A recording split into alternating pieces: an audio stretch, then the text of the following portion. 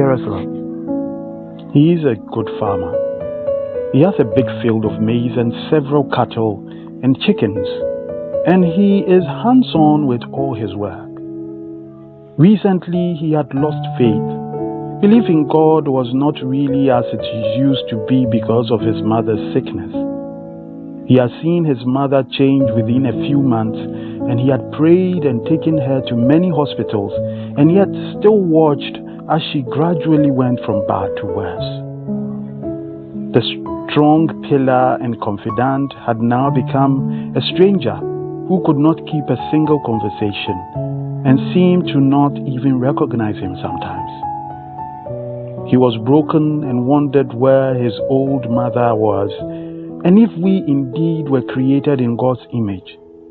What was this part about his mother losing herself like this? At the beginning of the season, he had planted corn, and after harvest, went to the field and started plowing in the drying out maize plants. He asked him, "Why are you doing that?" He said, "After harvest, we plow it back into the ground so that it can nourish the soil for the next planting." He kept quiet and watched. The next time, the strangest thing happened where this man planted beans, and just when the plants were about fruiting, he went and cut them down and plowed into the ground, and others he sent to feed the cattle. He loved his cattle very much. They were a beautiful breed, and he fed them well and groomed them, and now they were big and meaty. There was one that was his favorite, and someone came and asked for it for a very good price, and he quickly made everything ready for the transport.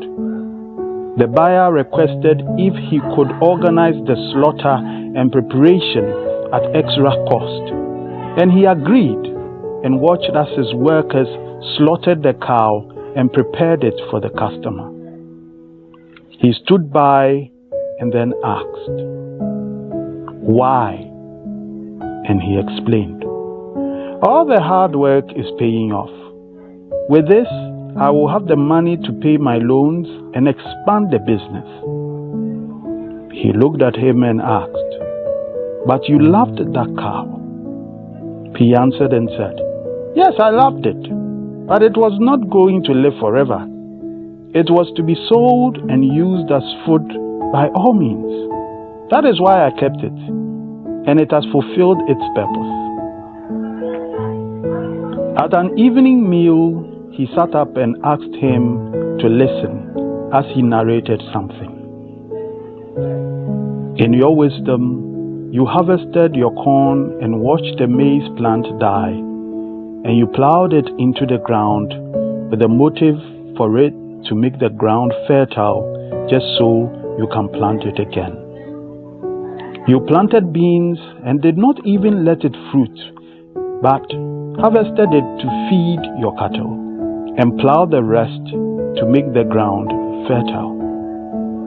You sold your prized cow and even watched it being slaughtered and chopped up.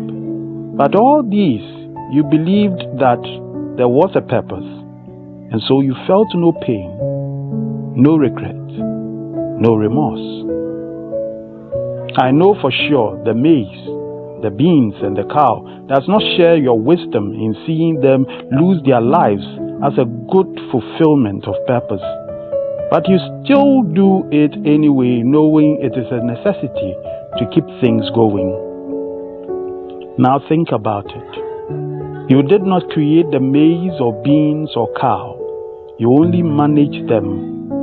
But God created all and has a purpose for everything too, though you might not understand it. What happens to your mother, yourself, and others are all part of what makes life what it is.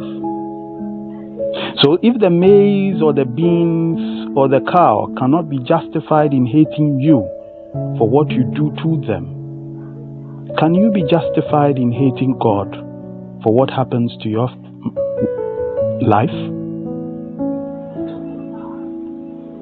This to me made a lot of sense, and it is written, the stupidity of a person turns his life upside down, and his heart rages against the Lord. Proverbs 19, verse 3. When things do not make sense, always remember, people may plan all kinds of things, but the Lord's will is going to be done.